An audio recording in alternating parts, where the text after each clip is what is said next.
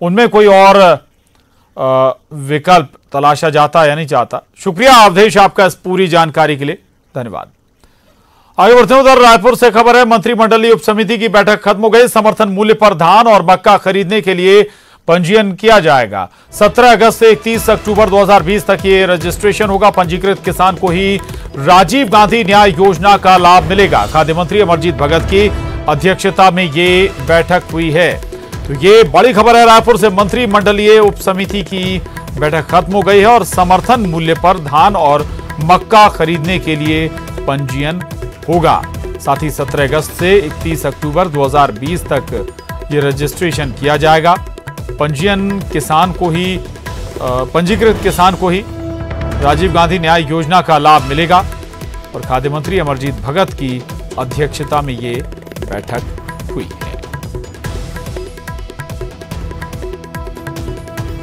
तो एक बार फिर आपको बता दें, जो महत्वपूर्ण बात है इस बैठक की, मंत्रिमंडलीय उप समिति की, समर्थन मूल्य पर धान और मक्का खरीदेगी सरकार और इसके लिए पंजीयन भी किया जाएगा। और ये पंजीयन 17 अक्टूबर से 31 अक्टूबर तक होगा इसी वर्ष।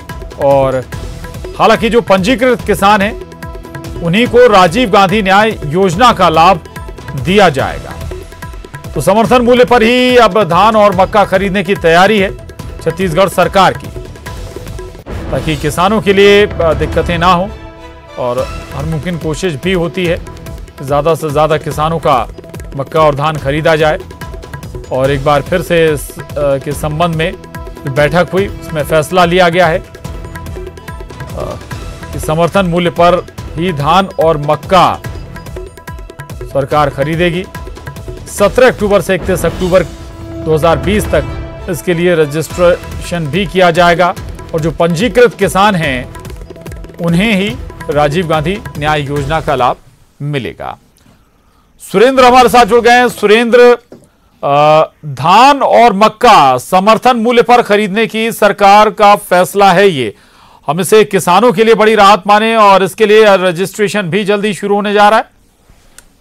देखिए प्रशांत, एक किसानों के लिए राहत भरी खबर है और जिस तरह से इस बार मक्का भी समर्थन मूल्य के उस पर खरीदा जाएगा और इसके लिए जो पंजीयन कराने की तारीख जो 17 अगस्त से लेकर 31 अक्टूबर तक इसको निर्धारित किया गया है। और जो किसान पंजीयन कराएंगे, जिस तरह से राजीव गांधी किसान न्याय योजना जो सरकार चला रही है, जिनको किसानों को जो लाभ दिया जा रहा है इस योजना के तहत, जो पंजीकृत किसान होंगे उन्हीं को इस योजना का लाभ मिलेगा। इसके अलावा इस बार 85 लाख टन धान खरीदने का लक्ष्य इस बार सरकार ने रखा है। और व्यवस्था के लिए दूध कमिश्नर को इसके लिए जो बोरा होता है जिसमें भरा जाता है धान, उसके लिए व्यवस्था करने के लिए जो कमिश्नर हैं उनको निर्देश दे दिए गए हैं। इसके अलावा जो पुराने बारदाने हैं उसकी उपलब्धता को सुनिश्चित करने के लिए भी 12 रुपए से लेकर 15 रुपए प्रति बोरा के हिसाब से उसकी दर को भी निर्धारित किया गया है। तो इस तरह से जो आज जो मंत्रिमंडलीय उप समिति की बैठक हुई है, इसमें काफी महत्वपूर्ण ये निर्णय लिए गए हैं। और साथ ही जो राजस्व विभाग के